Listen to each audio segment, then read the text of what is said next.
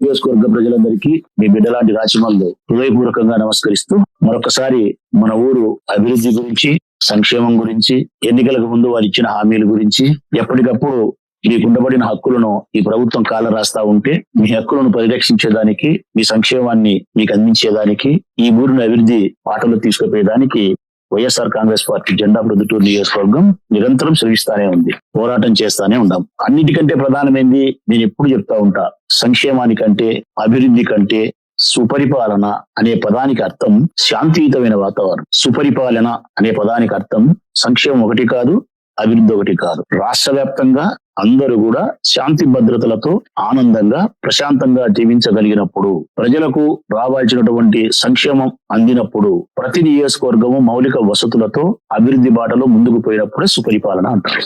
అది ఈ ప్రభుత్వంలో 2 సంవత్సరాలైనా కనుసూపు మేరలో కనిపించడంలే. ఈ ప్రభుత్వంలో సుపరిపాలన అనే పదానికి అర్థం కనుసూపు మేరలో కనపడడంలే. పేదవారికి అందాల్సినటువంటి సంక్షేమం అందలే, ఏ నియోజకవర్గం కూడా అభివృద్ధి పదంలోకి ముందుకు పోవడంలే, మౌలికమైన వసతులకు కూడా అరకొరకగా నోచుకునే పరిస్థితి, ఆడవారి యొక్క మానాలకు ప్రాణాలకు భద్రత లేదు. అంటే ఈ రాష్ట్రంలో సుపరిపాలన అనే పదాన్ని ఈ రాష్ట్ర డిక్షనరీలోంచి తీసేయాలి చంద్రబాబు నాయుడు గారు. ఇది మేము నిరంతరం కొట్లాడుతున్నాం. ఇక మన ఊరి గురించి నా బాధ ఏంటంటే, ఒకవేళ సంక్షేమాన్ని మీరు అందించకపోతే మా తిప్పలు మేము పడతాం. ప్రజల తిప్పలు ప్రజలు పడతారు, ఎవరి కష్టం వానికి తప్పదు. మగ్గం నేసే అన్న మగ్గం నేస్తాడు, దుక్కి బట్టి దున్నే అన్న రైతన్న వ్యవసాయమే చేస్తాడు, అమాలి పని చేసే అన్న అమాలి పని చేస్తాడు, ఆటో దోలి అన్న ఆటో దోలుతాడు, గుడ్డలంగట్లో గుమస్తా పని చేసే అన్న గుమస్తా పని చేస్తాడు.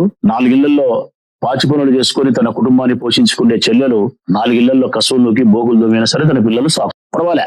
మీరు ఇచ్చినా ఇవ్వకపోయినా అది మీ యొక్క విచక్షణ జ్ఞానానికి అంటాము, లేకుంటే మీరు మాట ఇచ్చి మాట తప్పినారంటాము, మా ఓటుతో అధికారంలోకి వచ్చి మాకు మోసం చేసి ముందుకు వచ్చినారంటాము.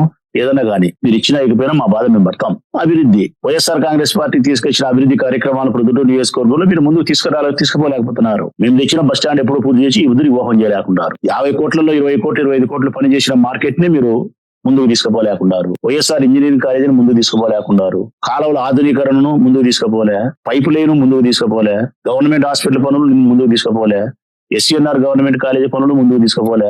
ఏ పనులు కూడా మేము తెచ్చిన అభివృద్ధి కార్యక్రమాలు ముందుకు తీసుకుపోలే. అయినా పర్వాలే, వైఎస్ఆర్ కాంగ్రెస్ పార్టీ మరో 3 సంవత్సరాల తర్వాత అధికారంలోకి వస్తుంది. వచ్చిన తర్వాత 100కు 100% ఈ ప్రొద్దుటూరు నియోజకవర్గానికి గతంలో మేమేమైతే తెచ్చినామో అభివృద్ధి కార్యక్రమాలు అన్నిటినీ పూర్తి చేస్తాం.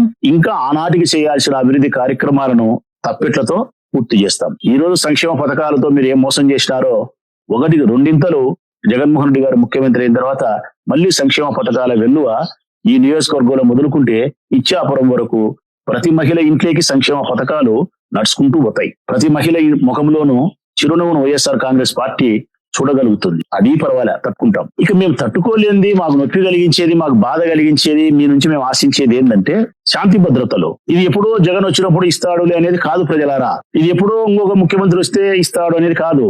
ఎప్పుడో ఒక రాజశేఖర రెడ్డి ఉన్నప్పుడు ఇచ్చినాడు అనేది కాదు.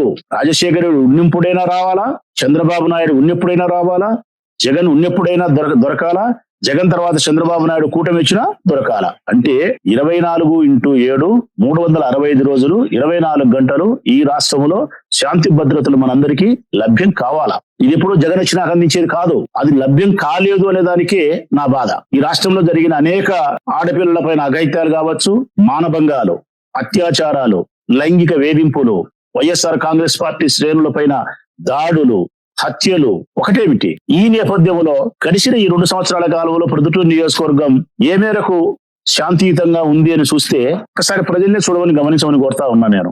ఈ 2 సంవత్సరాల కాలంలో నిన్నలేమన్నా 1 నెల గాలే, 20 రోజులు గాలే, ప్రొద్దుటూరు పేరు ఏడ చూసినా టీవీలలో మారిమోగిపోయాయి. కారణం రాళ్లతో దాడులు. పూలతో కొత్తగా పెళ్లైన తర్వాత మొగుడు పెళ్ళానికి పూల చెండులు ఆట ఆడించినట్టు రాళ్లతో దాడులు చేసుకున్నారు. రాళ్లతో తెలుగుదేశం పార్టీకి సంబంధించిన 2 నాయకులు. దానికంటే ముందు గోపవరం ఉప సర్పంచ్ ఎన్నికల్లో పెద్ద పెద్ద బండరాళ్లతో మా పైన దాడి చేసింది. వైఎస్ఆర్ కాంగ్రెస్ పార్టీ కార్యకర్తల పైన, మా జీపుల పైన దాడి చేసింది. ఇప్పుడు మళ్ళా ప్రవీణ్ ఇంటి మీదకి దాడి చేసే ప్రయత్నంలో పోయే ప్రయత్నంలో తాత్కాలిక కూరగాయల మార్కెట్ దగ్గర మీరు ఇంటి మీదకి పోతే వాళ్ళు రుగ్గున్నారు. అది ముగిసి 15 రోజులు కాలే, అంతలేకే మళ్ళా ఒక లేఖ, ప్రేమ లేఖ రాసినాడు. ఎవరు రాసినారు మరి చెప్పాలా, పోలీసు వాళ్ళే చెప్పాలా. నిన్ను చంపుతామని చెప్పి బెదిరిస్తూ ప్రేమ లేఖ. ఈ లేఖ ఎవరికి రాసినారంటే పర్లపాడులో చంద్ర అని ఒక అబ్బాయి, పర్లపాడులో చంద్ర ఆర్టీఏ యాక్ట్ పెట్టినాడు ఆ పిల్లోడు. శనిగల కొనుగోలులో మార్కెట్ యార్డ్ జరుగుతున్న అవకతవకలు, విపరీతమైనటువంటి అవినీతికి సంబంధించి ఆర్టీఏ యాక్ట్ ద్వారా నాకు సమాచారాన్ని ఇయ్యండి లేఖ పెట్టినాడు. ఎవరు? పర్లపాడులో చంద్ర అనే పిల్లోడు. ఆ పిల్లోడికి రాసినారు ఈ ప్రేమ లేఖ. ప్రవీణ్ కో ప్రేమ లేఖ రాసినారు, ఈ పిల్లోనికో ప్రేమ లేఖ రాసినారు నిన్ను చంపుతామని. నేను అడుగుతా ఉన్నా పోలీస్ అధికారులను, ప్రజలను కూడా గమనించమని కోరుతా ఉన్నా. వీళ్ళిద్దరూ బాహాటంగా పట్టపగులే ప్రొద్దుటూరు నియోజకవర్గంలో కూరగాయల మార్కెట్ దగ్గర, అంటే కొన్ని వందల మంది ప్రొద్దుటూరు పట్టణానికి సంబంధించిన ప్రజలు కూరగాయల కోసం వచ్చే చోట మహిళలు, చిన్నపిల్లలు, వృద్ధులు, ఆడవాళ్లు, పురుషులు, రకరకాలు ఊరంతా అడిగి వస్తుంది, కొన్ని వందల మంది. అట్లాంటి చోట పట్టపగలే బహిరంగంగా అటుపక్క వందల మంది, ఇటుపక్క కొన్ని వందల మంది కలిసి పెద్ద పెద్ద రాళ్లతో దాడులు చేసుకుంటా ఉంటే ప్రజలకు అసౌకర్యం మాట దేవుడు ఎరుగు. ప్రాణాపాయ పరిస్థితి ఏర్పడితే తగలకూడని వ్యక్తికి తగలకూడని చోట రాయి తగిలి మరణిస్తే వారి భార్యకు, పిల్లలకు సమాధానం ఎవరు చెప్తారు? ఈ తెలుగుదేశం పార్టీ నాయకులు చెప్తారా? పోలీసులు చెప్తారా? దాడి చేసుకునే దానికి పోలీసులు నేను తప్పుపట్టలే. దాడి చేసుకునేది పోలీసులకు ముందస్తు తెలియదు. కానీ ఎస్ఎస్ మాల్ దగ్గరికి ప్రవీణ్ కుమార్ రెడ్డి పోయిన తర్వాత కొండారెడ్డి వాళ్ళు దాడి చేస్తారని తెలుసుకున్న పోలీసులు ప్రవీణ్ కుమార్ రెడ్డిని ఇంటికి తీసుకుపోయే ప్రయత్నం చేసినారు. ఆ తర్వాత దాడి జరిగింది. అంతవరకు నేను మిమ్మల్ని తప్పు పెట్టను. బహిరంగంగా రాళ్లు రువ్వుకునే తర్వాత ఇరు వర్గాల పైన పోలీసులు కేసు నమోదు చేసినారా అని అడిగితే అక్కడ నేను తప్పు పడతాను. పోలీసులు వరదరాజిరెడ్డి వర్గం పైన మీరు పోలీసు కేసు పెట్టకపోయి దాడి చేయడానికి ప్రయత్నం చేసిన వాళ్ళు, ఆత్మరక్షణ కోసం రాళ్ళు వేసుకున్నటువంటి ప్రవీణ్ కుమార్ రెడ్డి మీద కేసు పెట్టకపోయి ఇద్దరి మీద కేసు పెట్టాలి కదా. ఇద్దరిని వీడియోలలో చూసి 3 టౌన్ పోలీస్ స్టేషన్ కు పిలిపించి నిలబెట్టి ఇదిగో వీడియోలో చూసినా మీరందరూ రాళ్ళు వేసినారని చెప్పి వారికి పోలీసులు వారిదైన శైలిలో కౌన్సిలింగ్ ఇవ్వాలి కదా. కౌన్సిలింగ్ ఇవ్వలే. కనీసం పోలీస్ స్టేషన్ కూడా పిలిపించకపోవడం, కౌన్సిలింగ్ ప్రయత్నించకపోవడం, వాళ్ళ మీద స్టేట్మెంట్ ఒక కేసు నమోదు చేసే మాట దేవుడు ఎరుగు. 164 స్టేట్మెంట్ కూడా రికార్డ్ చేయలే. ఇదిగో మళ్ళీ దాడులు చేసుకుంటే మా మీద పోలీస్ కేసులు పెట్టండి, మేము బయట వెళ్తామని చెప్పి ఆ స్టేట్మెంట్ కూడా రికార్డ్ చేయలే. ఇంత యథేచ్ఛగా తెలుగుదేశం పార్టీకి సంబంధించిన నాయకులని చెప్పి, కార్యకర్తలని చెప్పి శాంతి భద్రతలకు విఘాతం కలిగించే విధంగా వాళ్ళు ప్రవర్తించినా పోలీసులు చర్య తీసుకోకపోతే దాని ఫలితమే ఈ ప్రేమలేఖ ప్రజలారా. దాని ఫలితమే ఈ రోజు ప్రవీణ్ కుమార్ రెడ్డికి, చంద్ర అనే పిల్లోడికి మళ్ళా నిన్ను చంపుతామని చెప్పి బెదిరింపు లేఖలు వచ్చినాయని చెప్పి ప్రవీణ్ కుమార్ రెడ్డి నిన్న తెలుగుదేశం పార్టీ మాజీ ఇన్ఛార్జ్ ప్రెస్ మీట్ పెట్టి గంట సేపు చెప్పినాడు. ఆయన ఏం చెప్పినాడు? ఆయన నన్ను ఒకరిని చంపితే 10 మందిని చంపుతా అంటున్నాడు. అది ఒక రక్తబొట్టు పడితే 10 రక్తబొట్లు మీ ఇంట్లో పడతాయంటున్నాడు. దేనికి సంకేతం ఇవన్నీ? దేనికి? ఏం చేయాలనుకుంటున్నారు ఈ ఊరిని? వరదరాజిరెడ్డి గారిని అడుగుతా ఉన్నా, నేను తెలుగుదేశం పార్టీ నాయకులను అడుగుతా ఉన్నా. మీరు శాంతి కాముకులు అని చెప్పుకుంటున్నారు, మీరు శాంతి కాముకులు కాదు. నువ్వు, నీ కుమారుడు క్రిమినల్స్, హింసావాదులు, రక్తాన్ని రుచిమరిగిన పులులు మీరు. దేనికి ఈ ఊరిని ఏం చేయాలనుకుంటున్నారు? మీకు పదవి ఇచ్చింటే చెప్పినా కదా నేను, ప్రజలారా డబ్బులు ఇస్తామని చెప్పినారు, సంక్షేమము ఇవ్వకపోయినా పర్వాలే, మా కష్టం మేము చేసుకొని బతుకుతాం, అభివృద్ధి చేయాలా. వైఎస్ఆర్ కాంగ్రెస్ పార్టీ తెచ్చిన పనులు మీరు చేయకపోయినా పర్వాలే, మీ దుమ్ తగలా, మళ్ళా వైఎస్ఆర్ కాంగ్రెస్ పార్టీ వచ్చింది చేయించుకుంటాం. మా పనులు మేము చేసుకొని, మా సంగతి మేము చేసుకొని తినేటప్పుడు మేము ఊరు ప్రశాంతంగా ఉంచేదానికన్నా మీరు ప్రయత్నం చేయాలి కదా. అది కూడా చేయకుండా మీరు అధికారం కోసమనో, మీ అహంకారాన్ని తృప్తిపరుచుకునే దానికోసమో, మీ ఆదాయాల కోసమో, మీ రాజకీయ ప్రాబల్యం కోసమో నడిపదారులు మీరు రాళ్లు వేసుకొని, బాంబులు వేసుకొని, కత్తులతో దాడులు చేసుకుంటే ఈ ఊరు ఏమైపోవాలా? పోలీసు వాళ్ళు ఏమి పట్టించుకోకపోతే నిజంగా ఆ రోజు ప్రజలారా, పోలీసు వాళ్ళే నేను చెప్పినాక ఆ రోజు నేను స్టేట్మెంట్ ఇచ్చిన, పోలీస్ కేసు నమోదు చేయండి, ఇరు వర్గాల పైన కౌన్సిలింగ్ చేయండి, భయం పెట్టండి అని చెప్పిన. ఆ రోజు పోలీసు వాళ్ళు కన్నా ఇద్దరి మీద కేసులు పెట్టి కౌన్సిలింగ్ ఇచ్చి పోలీస్ స్టైల్లో భయం పెట్టింటే ఈరోజు ప్రేమలేఖ రాస్తారా? అంటే ఆర్టీఏ యాక్ట్ ప్రకారం, అంటే సమాచార హక్కు చట్టాన్ని ఉపయోగించుకొని ఎవరైనా ఏదైనా అవినీతి జరిగిందని చెప్పి వివరాలు అడిగితే చంపే ప్రయత్నం అధికార పార్టీ వాళ్ళు చేస్తే ఇంక మా పరిస్థితి ఏంది? ప్రజల పరిస్థితి ఏంది? ఎవడు సమాచార హక్కు చట్టం ప్రకారము, ఆర్టీఏ యాక్ట్ ప్రకారం ఏదన్నా అడిగితే వివరాలను మీరు చంపుతామని బెదిరించే ఎక్కడికి? ఈ ఊరిని ఎక్కడికి తీసుకుపోవాలనుకుంటున్నారు? ఈ రోజుకి ఈ లేఖ సోమవారం వచ్చింది చంద్ర అనే పిల్లోనికి, ప్రవీణ్ కుమార్ రెడ్డి గారికి. సోమవారం కంప్లైంట్ ఇచ్చినాడు అతను పోలీసు అధికారులకు. నేను అడుగుతా ఉన్నా పోలీసు అధికారులను, ఏం తెలిసినారు? ఒక మనిషిని చంపుతామని చెప్పి, రాజకీయాల్లో ఉండే మనిషిని చంపుతామని చెప్పి బెదిరింపు లేఖ వస్తే, ఆ బెదిరింపు లేఖ కంటే ముందు దానికి రిలేటెడ్ గా ఒక దాడి జరిగి ఉంది, ఆ దాడికి అనుసంధానంగా ఈరోజు ఒక లేఖ వస్తే, బెదిరింపు లేఖ, ఈ లేఖ మీద మీరు ఇన్వెస్టిగేషన్ చేస్తే ఏం తేలింది? గుర్తించినారా? గుర్తించిన వాళ్ళ పేరు ఏందో మీడియా ముందర చెప్పి కేసు పెట్టినారా? అది వైఎస్ఆర్ కాంగ్రెస్ పార్టీ వాళ్ళు రాసినారా? తెలుగుదేశం పార్టీ వాళ్ళు రాసినారా? ఆగతాయి వాళ్ళు రాసినారా? లేకుంటే శనిగల గోడౌన్, శనిగలకు సంబంధించిన వాళ్ళు రాసినారా?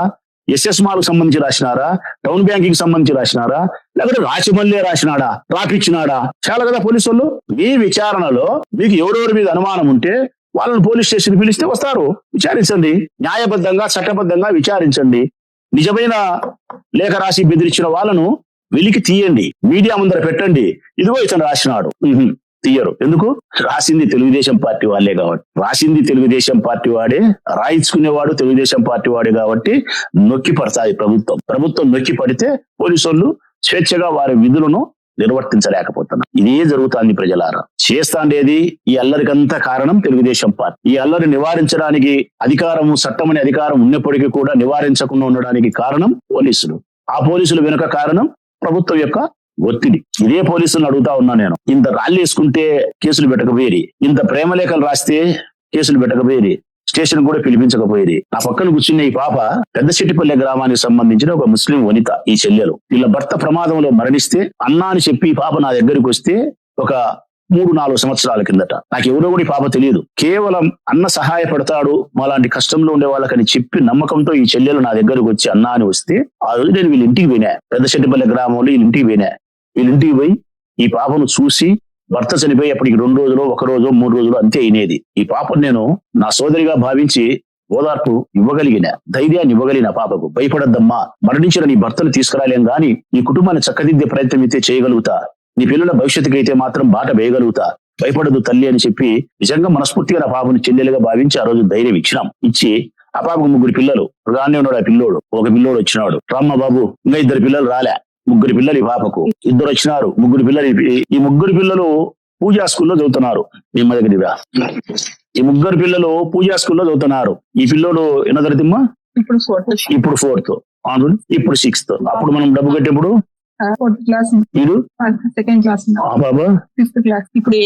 ఒక పాప నేను డబ్బులు కట్టేప్పుడు 5వ తరగతి, ఈ పిల్లోడు 4వ తరగతి, ఈ పిల్లోడు అప్పుడు 2వ తరగతి. ఈ 3 పిల్లలు ఉన్నప్పుడు ఈ పాపకు ఆ రోజు నేను మాట ఇచ్చి, ఈ 3 పిల్లలు పూజా స్కూల్లో చదువుతున్నారు కాబట్టి తండ్రి మరణించినాడని చెప్పి ఎక్కడో నీకు ఇష్టం లేని స్కూల్కి పంపాల్సిన అవసరం లేదు, 10వ తరగతి వరకు 3 చదువులు పూర్తయ్యేంత వరకు నేనే ఫీజులు చెల్లిస్తా, అక్కడ ఎన్ని లక్షలైనా పర్వాలే, అంతవరకు 10వ తరగతి వరకు ఫీజులు చెల్లించడమే కాకుండా నీ కుటుంబ అవసరాలకు ఏదైనా డబ్బు అవసరమైనప్పుడు నేను సహాయపడతా తల్లి, ప్రస్తుతానికి నీ బిడ్డ పేరుతో, నీ కొడుకుల పేరుతో కొంత డబ్బు కూడా బ్యాంకులో జమ చేసి బాండ్ ఇస్తా, తలా 10 లక్షలకో 5 లక్షలకో, అది కూడా వాళ్ళ భద్రతకు ఉపయోగపడుతుంది అని చెప్పి ఆ బాబుకు నేను ధైర్యం ఇచ్చి పూజా స్కూల్ వినాం. ఆ రోజు మేము పూజా స్కూల్ వినాం. పోయి ఆ రోజు రాజారెడ్డి వాళ్ళు బతికి ఉన్నాడు, మాకు కావలసిన వాడే రాజారెడ్డి.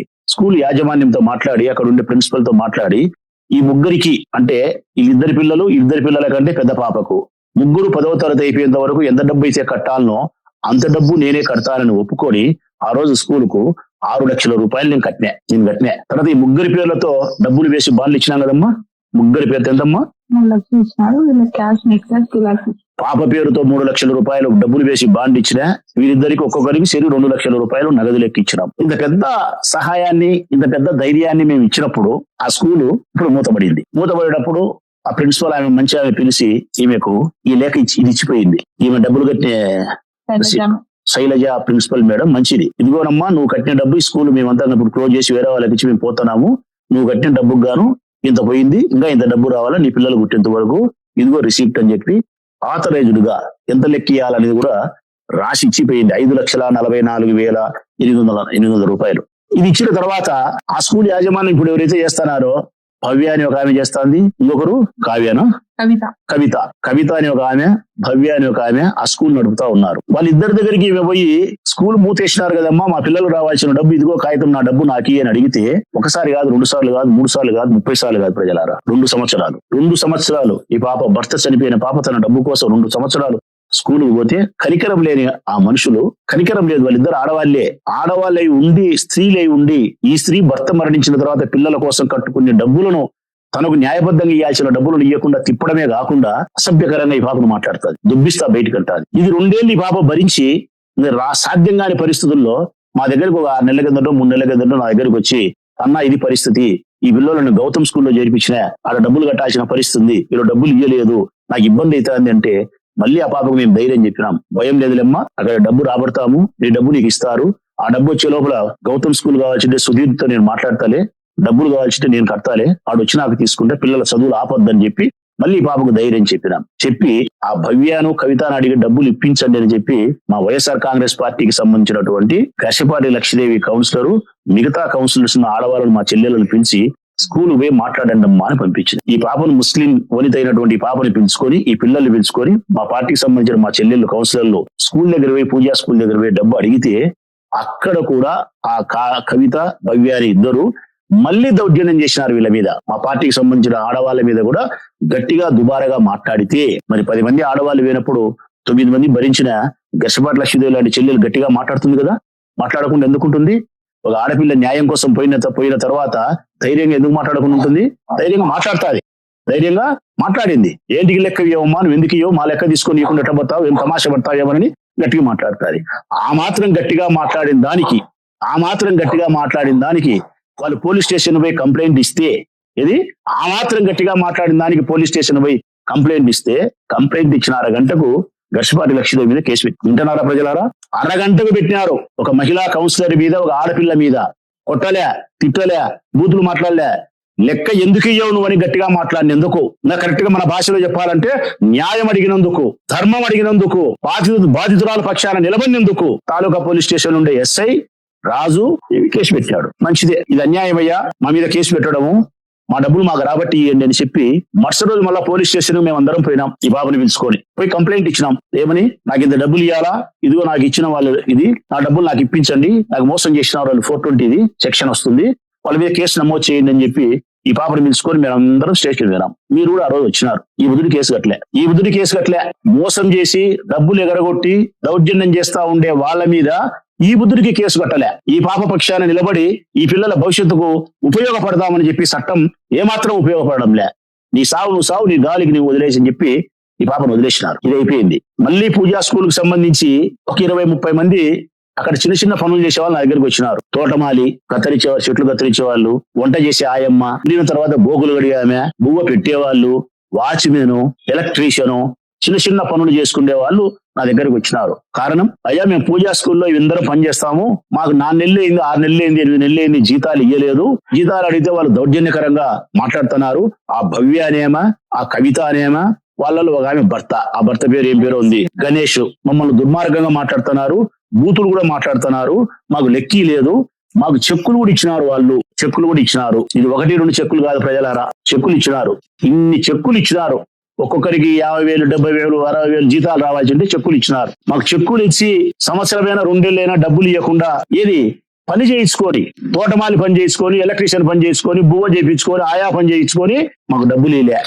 ఆ చెక్కులు మళ్ళా వాళ్ళు కోర్టుకు కూడా వేసినారు, బ్యాంకు కూడా వేసినారు, బౌన్స్ అయినాయి. ఇవన్నీ తీసుకొని పోలీస్ స్టేషన్ వినాం. మళ్ళా రెండోసారి ఏమని, అయ్యా వీళ్ళందరూ ఫలానా పనులు చేసేవాళ్ళు పూజా స్కూల్లో, ఒక్కొక్కరికి ఇంత డబ్బులు రావాలా, చెక్కులు ఇచ్చినారు, డబ్బులు ఇవ్వడం లేదు, బ్యాంకీకి వేసినాము, బౌన్స్ అయినాయి, మమ్మల్ని మోసం చేసినారు, మాతో పని చేయించుకొని శ్రమ దోపిడీ చేసినారు, మాకు ఇవ్వాల్సిన డబ్బులు మాకు ఇయ్యలేదు, 420 సెక్షన్ వస్తాదో, నాకు 840 సెక్షన్ వస్తాదో మాకు తెలియదు, చదువుకోని వాళ్ళము, ఏ సెక్షన్లు వచ్చి ఆ సెక్షన్ల కింద వాళ్ళ మీద కేసులు పెట్టి కోర్టుకు పంపించి మేము న్యాయం చేసుకుంటాము అని మళ్ళా వినాం. దానికి వాళ్ళ దగ్గర నుంచి మేము తీసుకున్న అక్నాలెడ్జ్మెంట్, పోలీసు వాళ్ళ దగ్గర నుంచి, రాజు ఎస్ఐ దగ్గర నుంచి మేము రసీదు తీసుకున్నాం. చిన్న పనులు చేసిన ఆ చిన్న జీతగాళ్ళు ఉద్యోగస్తుల వైపు నుంచి కంప్లైంట్ ఇచ్చినది అక్నాలెడ్జ్మెంట్ తీసుకున్నాం. ఇది ఇప్పుడు జరిగి మళ్ళా 2 నెలలు నెల అవుతుందో ఈ బుద్ధుడి కేసు కట్టలే. ఈ బుద్ధి మళ్ళీ ఎస్ఐని అడిగినాం, ఈ పాపది కేసు కట్టినారా అని అడిగినాం, కట్టలేదు అన్నారు.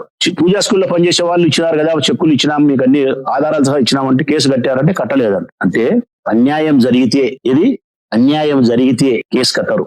బాధితురాలు స్టేషన్కి వస్తే ఎందుకు ఇంతమంది స్టేషన్కి వస్తారని ఆ రోజు మమ్మల్ని గదురుకున్నారు, రాకూడదు అని చెప్పి. అదే వైఎస్ఆర్ కాంగ్రెస్ పార్టీకి సంబంధించి మా సోషల్ మీడియా ఒక పోస్టింగ్ ఏదైనా మంచిదే, సంక్షేమ పథకం ఇవ్వలేదని మా వంశీలో ఎవరో పోస్టింగ్ పెడితే 2 టౌన్ లో ఆయన అప్పుడు ఎస్ఐ ధనంజయ ఎవరో ఇప్పుడు సిఐ అయినాడు, కేసు పెట్టి మా సెల్ ఫోన్ తీసుకున్నాడు, 50,000 చేసి సెల్ ఫోన్ లాక్కున్నాడు దౌర్జన్యంగా. సోషల్ మీడియా యాక్టివ్ గా ఉండే వంశీరే మా పిల్లోని. పోస్ట్ ఏం చెడ్డ పోస్ట్ కాదు, చెడ్డది కానే కాదు, చెడ్డ మేము పెట్టాల్సిన అవసరమే లేదు. సోషల్ మీడియా యాక్టివ్ ఉండే వైఎస్ఆర్ కాంగ్రెస్ పార్టీ వారి మీద కేసు పెడతారా?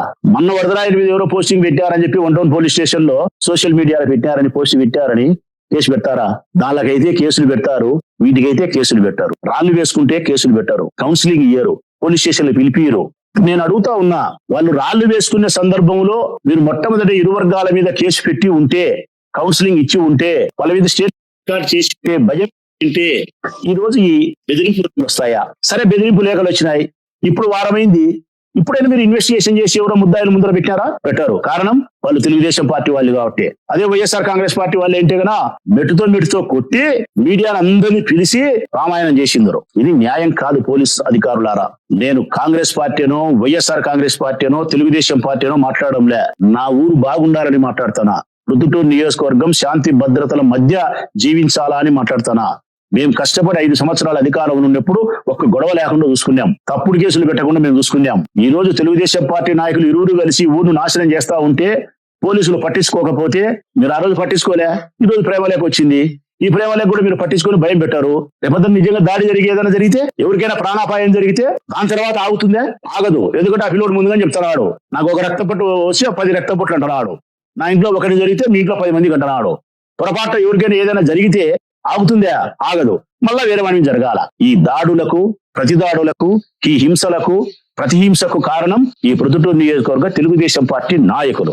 కారణం తెలుగుదేశం పార్టీ నాయకులైతే ఆ కారణాన్ని అణిచివేసి శాంతిని మాకు ఇవ్వాల్సిన బాధ్యత పోలీసు అధికారులపై నుండి, వాళ్ళు తెలుగుదేశం పార్టీ ఇరు వర్గాలు కాబట్టి పోలీసులు మిన్నుకుండుపై ప్రేక్షక పాత్ర వహిస్తా ఉండడం పోలీసు అధికారులది తప్పు అని చెప్పి వినయపూర్వకంగా చెప్తా ఉన్నా. నేను ఇప్పుడు డిమాండ్ చేస్తా ఉన్నా, ఈ బెదిరింపు లేఖ రాసిన వాళ్ళని ఎవరో మీడియా ముందు ప్రవేశపెట్టాలా పోలీసు వాళ్ళు. నేను ఈ రోజుకి కూడా వరదరాజిరెడ్డి, కొండారెడ్డి, మరొకరు అనడం లేదు. ఇప్పుడు కూడా నాకు తెలియని విషయాన్ని నేను ఏ విధంగా నిర్ధారణ చేస్తా?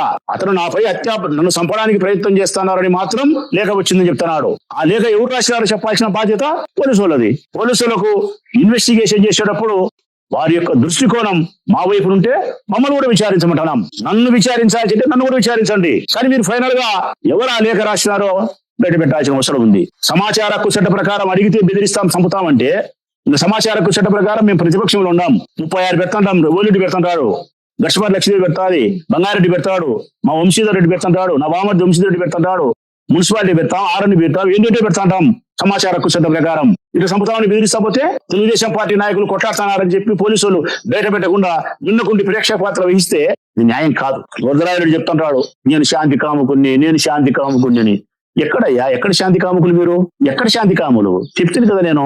నిన్ననే మొన్న ప్రవీణ్ ఇంటి మీదకి వేరి, అంతకుముందు గోపవరం గ్రామ పుష్పదారిలో రాళ్లతో దాడి చేసి మమ్మల్ని కొట్టిరి. అంతకుముందు మున్సిపాలిటీ మీదకి ముక్తియారు కాకుండా మీ ఆసం రఘురామిరెడ్డి కావాలని చెప్పి 1000 మందిని వచ్చి దౌర్జన్యం చేసివి.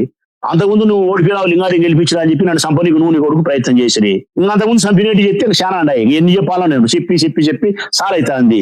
బాపనోళ్ళని చంపినారు, ఇంకొకరిని చంపినారు, ఏంటంటే ఐటమ్లు రకరకాలు ఉన్నాయి. నువ్వు మళ్ళీ శాంతి కాముకునివే. ఈయనకి ఇవ్వాల నోబెల్ బహుమతి, అత్యున్నతమైన నోబెల్ బహుమతి పురస్కారాన్ని ఇవ్వాలమ్మా వరదరాజరెడ్డి గారికి. ఇది 6 విభాగాల్లో ఇస్తారంట.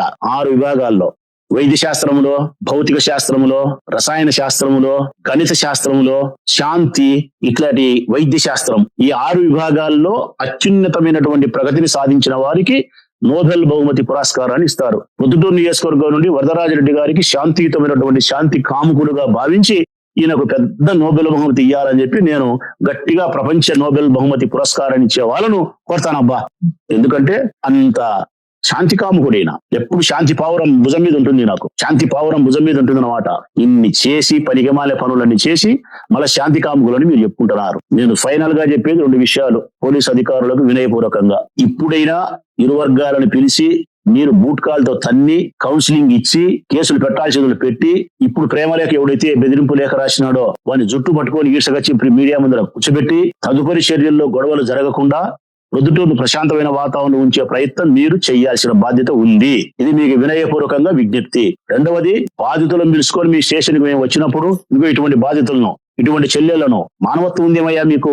మానవత్వం ఉందే అని అడుగుతానా? తాలూకా పోలీస్ స్టేషన్ నుండి ఎస్ఐ రాజును, ఆ రాజును డిఎస్పీ గారైనా మందలించాల్సిన బాధ్యత ఉంది. ఇది విన్న తర్వాత అయినా ఈ పాపని పిలిపించుకోవాల్సిన బాధ్యత ఉంది. వాళ్ళని పిలిపించాల్సిన అవసరం ఉంది. లెక్క ఇప్పియాల్సిన బాధ్యత ఉంది. లెక్క ఇవ్వకపోతే మా డ్యూటీ కాదనుకుంటే కేసు కట్టు. ఈ పాపకు న్యాయం చేయకపోయేది. ఆ చిన్న ఈ బాండ్ బౌన్సులు అయిపోయిన వాళ్ళు వచ్చే చెక్కులు బౌన్స్ అయిన వచ్చే వాళ్ళ తరపున కేసులు పెట్టకపోయేది. వీళ్ళు కొట్లాడుకుంటే ఈడా పెట్టారు. YSR Congress party social media మీద మాత్రం కేసులు పెడతారు. నిన్న పల్లపాటి నుంచి ఒక లెక్క బాకింటే స్టేషన్ పిలిస్తే వెళ్ళారు వైసీపీకి సంబంధించిన వాళ్ళు. ఎప్పుడో 10 ఏళ్ల కిందట లెక్క ఇచ్చినట్టు అకౌంట్లు ఉందంట, లెక్క కట్టాలంట. ఇండ్లు కట్టిస్తా ప్రకాష్ అనే మా కౌన్సిలర్ 7వ వార్డు, వాడు జగన్ ఇల్లు కట్టిస్తా ఇటుకలు తోలుకున్నారు, ఇటుకలకు లెక్క కట్టినాడు. ఇంకా 1,00,000 2 లక్షలు కట్టాలా, అది లేట్ అయిందని కట్టలేదని చెప్పి సౌటుపల్లి లక్ష్మీరెడ్డి దగ్గరికి పోతే లక్ష్మీరెడ్డి ఫోన్ చేసి చెబితే మా వాడిని పిలిపించి లెక్క కట్టాల్సింది అంటే నాకు ₹1,00,000 రావాలయా గవర్నమెంట్ దగ్గర నుంచి ఇల్లు కొట్టిన లెక్క. నాకు ₹1,00,000 ఇచ్చి వాడికి ₹1,00,000 ఇచ్చారంటే సంబంధం లేదు బాయ్, నీ ప్రభుత్వమే, అయితే సంబంధం లే, లెక్క కట్టా, జైలు పోతావా, లెక్క కట్టించుకున్నారు. ఈ ఈసీఐ కంటే ముందు లెక్క కట్టించుకున్నారు. వైఎస్ఆర్ కాంగ్రెస్ పార్టీ వాడు ఇల్లు కట్టిస్తూ ఇటుకల లెక్క ₹1,00,000 బాకీ ఉండి వారి ప్రభుత్వం ₹1,00,00,000 ఇవ్వాల్సిన ఈ ప్రభుత్వం ఇవ్వకపోయినా సంబంధం లేదు. ఈ లెచ్చ వాడు ఇచ్చామన్నా కానీ వినకుండా దౌర్జన్యంగా ఇప్పిస్తారు. పల్లపాళ్ళు ఎవరో మా దగ్గరకు వచ్చే చెబితే 10 ఏళ్ళ కింద డబ్బు ఇచ్చినాడంటే ఆ అకౌంట్ లో ఎట్టనో లెక్క కట్టాలని బెదిరిస్తారు. ఈ పాప పోయి లెక్క కావాలని చెప్పి అడిగితే కేసులు పెట్టారు. మీరు ఫైనల్ గా కేసులు పెట్టేది ఎవరంటే వైఎస్ఆర్ కాంగ్రెస్ పార్టీ వాళ్ళ మీద ఎవరైనా ఫిర్యాదు చేస్తే కేసులు పెడతారు. తెలుగుదేశం పార్టీ వాళ్ళ మీద ఫిర్యాదు చేస్తే కేసులు పెట్టరు. తెలుగుదేశం పార్టీ వాళ్ళు నడి రోడ్డు ఎక్కుకొని రాళ్లతో కాదు బాంబులతో వేసుకున్నా కూడా మీరు కేసులు పెట్టారు. ఈ ఊరు శాంతి భద్రతలకు భంగం కలిగినా కూడా తెలుగుదేశం పార్టీ వాళ్ళను శిక్షించరా? పోలీసులను వినయపూర్వకంగా అడుగుతాను, అధికారులారా నెమ్మదిగా అడుగుతాను. ఇంకా పూజా స్కూల్ కి సంబంధించి ఈ పాప విషయం అయితే చెప్తాను. పోలీసు వాళ్ళకి 12వ తారీఖు స్కూల్ తెరుస్తారు.